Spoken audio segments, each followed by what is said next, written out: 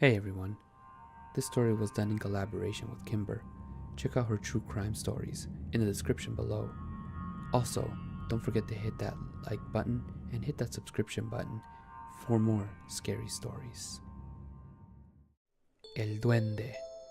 They say El Duende looks for a beautiful woman, never to leave her side, and always causing mischief. This is that story. When you're growing up, you hear the stories that your grandparents tell you, and most of the time you just ignore them for silly old superstitions or a way to scare the children out of misbehaving. I can tell you from experience that's not always true. Sometimes it's very real. It all started when I was 18 years old. We lived out in the rural countryside, and we didn't have regular running water. Sometimes we needed to go out and grab water from a nearby well, which was about a 20-minute walk uphill. I was always told to avoid getting water out of the well that was at the nearby abandoned school. They say that it's no good, that it was in some way tainted, and of course, being the brat that I was, I didn't want to listen. Well, one day I needed water, and I was sent off with my bucket to grab some, but I didn't want to walk all the way up the hill, so instead I headed to the school. I got there, filled my bucket, and everything went to plan. Walked back to my house, and it all seemed pretty much normal, I thought, at first. It started small, subtle noises in the night. I would hear someone walk by my room, almost like a child running. But when I looked up, no one was there. Some nights I'd wake up and find a flower laying on the floor, and when I asked everyone in the morning who placed it there, no one would know. But soon, things escalated. One night, I brought my first real boyfriend home, and things definitely took a turn for the worse. At night, I would hear things being thrown around, and some days I'd wake up with bruises on my legs or arms, almost like someone was squeezing me or holding me down.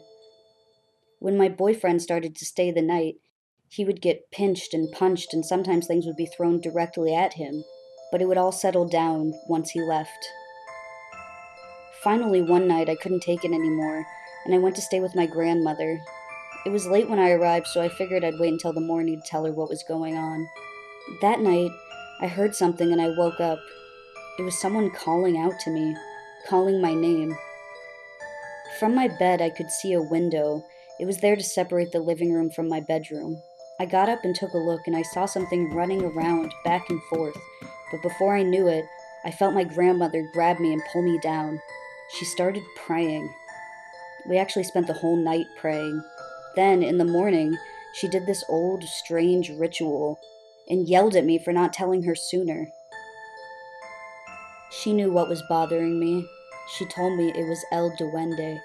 She also said that it wasn't going to leave me alone, because legend says that El Duende falls in love, and it can cause a lot of mischief and harm to those who get close to its targets. After that day, everything pretty much went back to normal. It was almost like a bad dream. Later, I learned that it had taken the well as its home, and that's why we were always warned not to go there. I can tell you I never returned to the abandoned school, and I learned that sometimes everything your grandparents say aren't just superstition.